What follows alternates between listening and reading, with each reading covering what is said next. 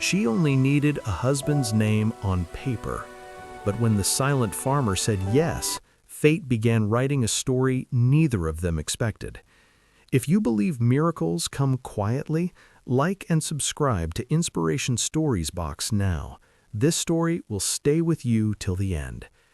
The village of Nandipur woke up every morning to the sound of roosters, rustling wheat fields, and whispers that followed Meera everywhere she went. At just 26, she was already a widow. Her husband had died suddenly 2 years earlier, leaving her with nothing but a small piece of land, an old mud house, and endless judgment from people who believed a woman alone had no right to own property. That land was her life. It had been in her husband's family for generations. It fed her, sheltered her, and gave her dignity.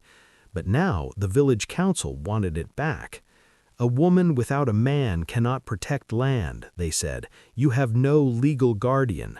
Their words felt like knives.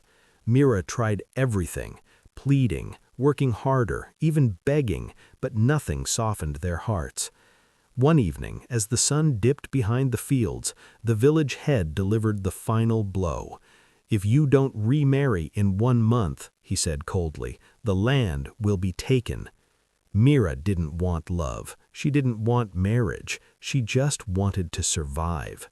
That night, she cried alone, staring at the cracked ceiling of her house.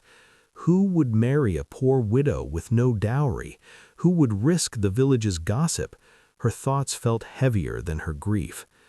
The next morning, while walking to the fields, she noticed a man working silently near the riverbank. He was new to the village, quiet, reserved, always alone. People called him Raghav, the silent farmer.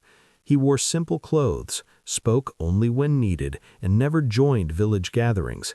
Some said he was hiding from something. Others said he was just strange. Meera didn't know why, but something about his calm presence made her feel safe. For 3 days, she wrestled with her pride. On the 4th day, she gathered courage and walked towards him. "I need help," she said, her voice trembling. Raghav looked up, surprised, but didn't interrupt.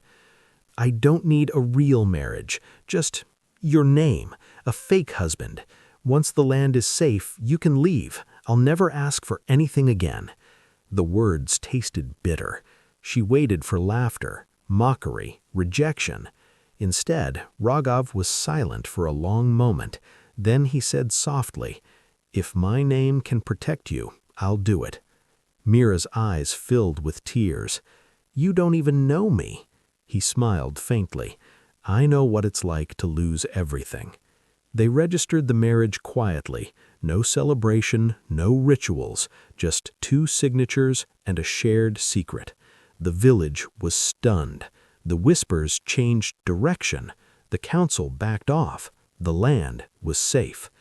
But what Meera didn't know was that Raghav wasn't just a farmer, and the village had no idea who had just become her husband. Life slowly settled into a strange routine. Raghav stayed in the small corner of the house, helped on the land, fixed broken fences and repaired tools without being asked. He never demanded authority, never questioned Meera's choices. He treated the land and her with quiet respect. At night, Meera sometimes wondered who he really was. His hands were rough like a farmer's, but his posture, his discipline, the way he spoke when he did speak, it felt different. Educated, refined, hidden. One afternoon, trouble arrived in shiny black cars. Men in expensive suits stepped onto the dusty road, drawing a crowd. They asked for Raghav. Meera's heart raced. Had he lied? Was she in danger? When Raghav stepped forward, the men bowed their heads slightly. "Sir," one of them said, "we finally found you." The village froze. That was the moment the truth spilled out like thunder. Raghav wasn't a poor farmer. He was Raghav Malhotra, a billionaire industrialist who had vanished months ago after losing his wife and child in a tragic accident. Broken by grief, he had walked away from his empire, choosing silence over power, soil over suits. He had come to the village to disappear. Mira felt her knees weaken. "Why didn't you tell me?" she whispered. Raghav looked at her gently. "Because you never needed my money. You needed my name, and you gave me something I'd lost: purpose."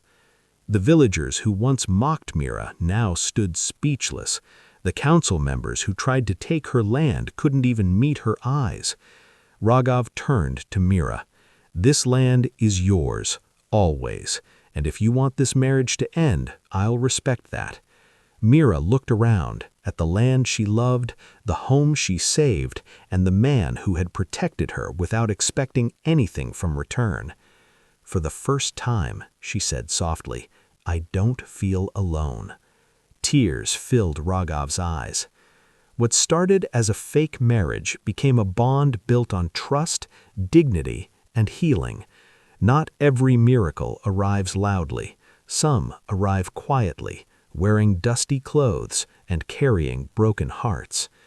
If this story touched your heart, like the video and subscribe to Inspiration Stories Box. Your support helps us share more stories that restore faith in humanity.